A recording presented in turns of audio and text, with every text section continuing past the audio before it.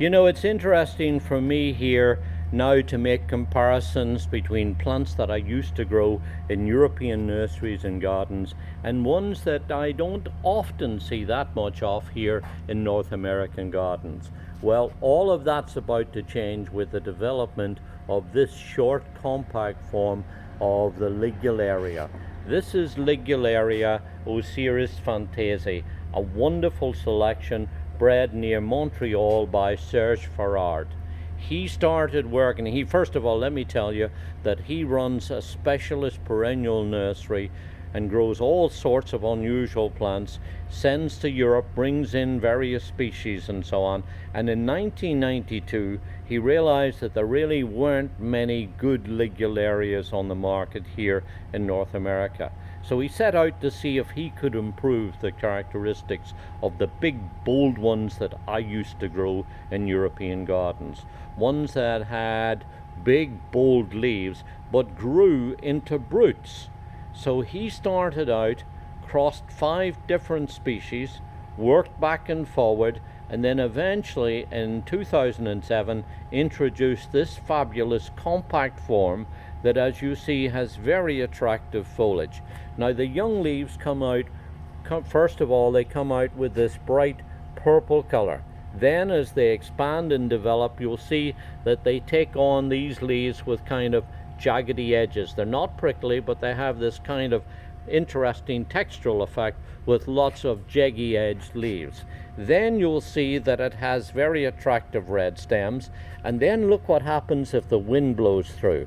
Then you see the reverse sides of the leaves, which are a rich kind of dark purple, and that makes the whole plant a lot more attractive.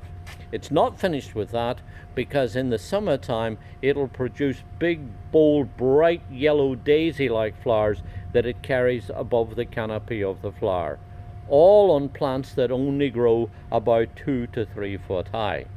Now what's interesting about Ligularias, if you're thinking about growing them, you need 2 things.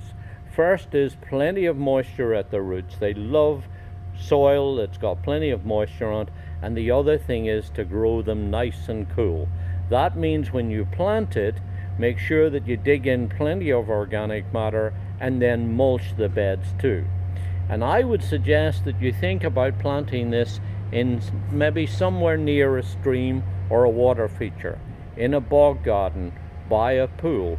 It might be that you've got somewhere that lies a little wet somewhere in the garden, in which case this plant is just going to absolutely love growing in that sort of situation. It will grow in sun, but it needs lots of moisture at its roots. So therefore, perhaps the best place would be somewhere where it's going to get some partially shaded conditions. Somewhere ideally that will protect it from the hot afternoon sun, round about 3 o'clock in the afternoon when it gets blazing hot. So if you can try to find those locations, you'll be able to grow this magnificent plant, which will really bring your garden alive with lots of attractive foliage and the daisy-like flowers. So there you have a really interesting development that was bred near Montreal in Canada. That's a very hardy Zone 4 plant.